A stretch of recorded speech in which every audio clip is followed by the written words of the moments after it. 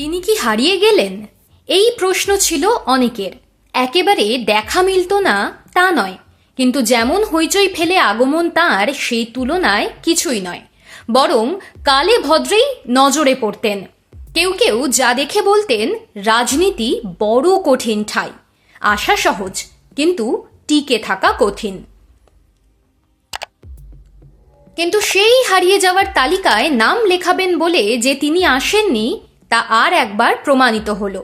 প্রথম দফার প্রার্থী তালিকায় নাম ছিল না, দ্বিতীয় দফা প্রার্থী তালিকাতে জলজল করছে তার নাম।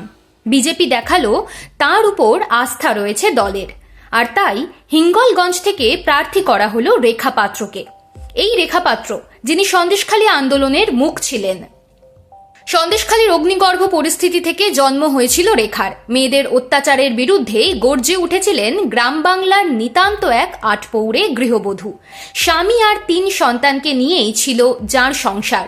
সেই রেখা অগণিত মেয়েদের জন্য রুখে দাঁড়িয়েছিলেন, হয়ে উঠেছিলেন এক বিস্ফোরক আন্দোলনের মুখ। পরে বেঙ্গল পলিটিক্সকে দেওয়া এক সাক্ষাৎকারে রেখা বলেছিলেন, কাউকে এগিয়ে আসতেই হতো, রুখে দাঁড়ানোর কাজটা আমি করেছিলাম।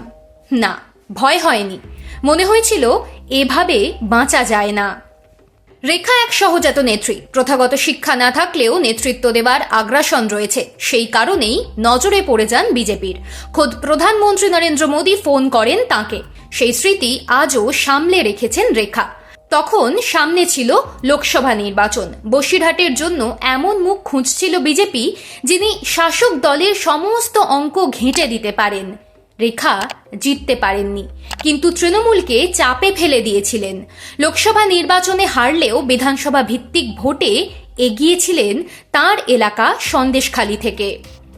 2 বছর পরে বিধানসভা নির্বাচনে তাকে টিকিট দিতে পারে, সেই গুঞ্জনও ছিল কিছুটা। এর মধ্যে অবশ্য রেখার জীবনে অনেক কিছু ঘটে গিয়েছে। সন্দেশখালী ছেড়ে তাকে দক্ষিণ কলকাতার এক জায়গায় কার্যত আত্মগোপন করে থাকতে হয়। অবশ্য নানান সভা সমিতিতে প্রায়ই গিয়েছেন সন্দেশখালীতে। কোথা থেকে ভোটের টিকিট পান রেখা, তা দেখার অপেক্ষায় ছিল বাংলার রাজনীতি। সন্দেশখালী এসটি সংরক্ষিত আসন, আর রেখা এসসি, ফলে সন্দেশখালী থেকে রেখার দাঁড়ানোর সম্ভাবনা ছিল না। রেখাকে হিঙ্গলগঞ্জ থেকে দাঁড় করিয়ে অন্য এক লড়াইয়ের ময়দান দিল বিজেপি। গত নির্বাচনে ওই কেন্দ্র থেকে বিজেপি নিমাই দাসকে 24,000-এর মতো ভোটে হারিয়ে জিতেছিলেন তৃণমূলের প্রার্থী দেবেশ মণ্ডল। এবার সেখান থেকে তৃণমূল দাঁড় করিয়েছে আনন্দ সরকারকে।